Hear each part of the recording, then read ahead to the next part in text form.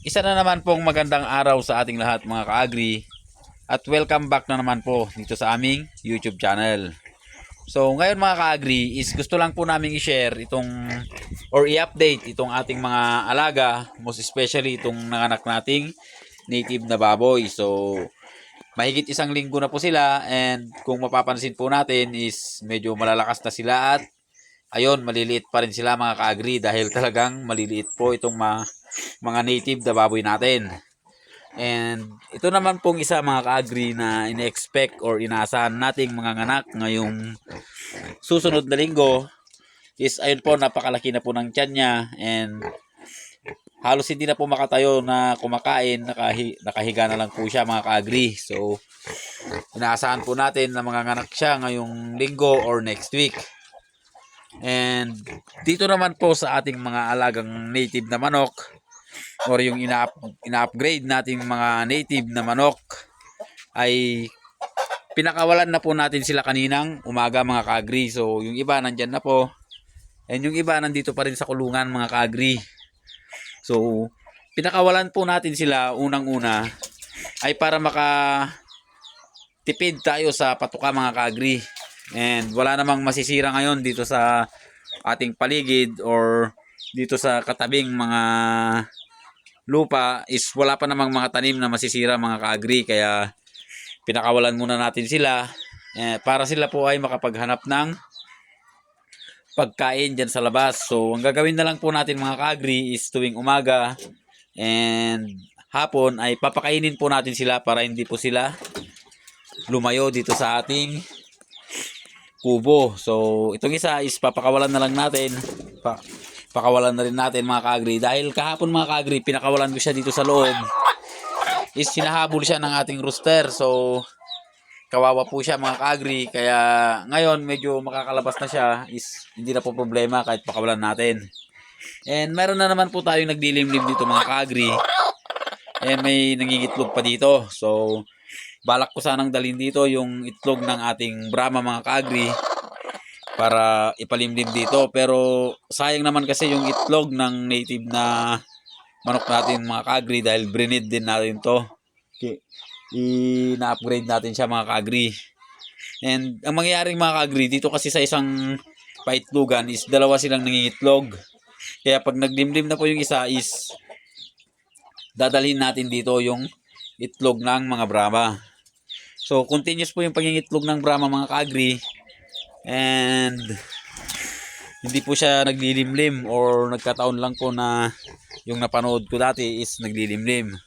And dito naman tayo sa ating mga alagang Muscovy ducks na medyo nahihirapan po tayong magparami ngayon dito sa ating Muscovy ducks mga ka-agri dahil nga po sa sobrang init siguro mga ka-agri or yung barako natin mga ka-agri is parang hindi siya masyadong mga ka-agri. Ito yung masyadong hindi fertile yung nagiging niya, nagiging itlog ng inahin natin dahil siguro sa kanyang lahi. And may dalawang barako naman tayo dito, kaya lang so ayun po yung isa, hindi pa po siya nagkakasta mga ka-agri. And balak ko sanang bumili ng barako mga ka-agri. So ito yung isa. Kaya lang is hintayin na lang natin yung dalawa mga ka-agri dahil nga medyo may kamahalan din and mahirap maghanap talaga mga ka-agri. Siguro nagkaubusan talaga last December. And kung mayroon man tayong nakikita sa palengke mga ka-agri is parang ganito rin po yung mga edad. And naglagay na rin tayo dito ng itlogan. And ayan, nag-uumpisa na nilang ayusin yung paitlogan mga ka-agri. Ibig sabihin ay malapit na po silang mangitlog. And puntaan natin mga ka-agri yung aming mga tinatanim dahil nagtatanim din po tayo mga ka-agri ng iba't ibang pwedeng maitanim na pwedeng alternatibong ipakain sa ating mga alaga mga ka-agri. And may tanim din tayo ditong upo or yung white squash, pero 5 butas lang po yung tinaniman natin mga ka-agri dahil nga sa hirap nga tayo sa tubig. And lumalaki naman siya mga ka-agri. So ang problema is parang naluluto yung kanyang dahon mga ka-agri. Siguro dahil na rin sa kakulangan talaga ng tubig. Pero sinisikap talaga natin na diligan ito mga ka-agri. Actually nadiligan na naman natin. And yan, medyo mainit kasi kaya dito na lang tayo. Yung mga napier, kamote, katuray at saka malunggay. So ayan mga ka-agri, nagdidilig po tayo kanina kaya lang nag-iipon na naman tayo ng tubig. And 4 na linya na po yung nadiligan natin. And mayroon pang 5. And pag nag-start na po mga ka-agri ang ulan is tataniman na po natin lahat to mga ka-agri.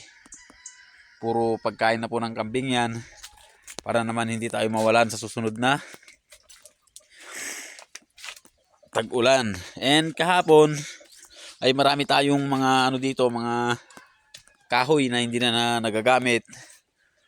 Habang tayo po ay umiinom ng tubig mga ka-agri is naisip nating gawan ng bahay itong ating alagang aso. Dahil kawawa naman po siya mga ka-agri. Dito lang po siya natutulog dati mga ka-agri kahit umuulan. So may yero lang siya.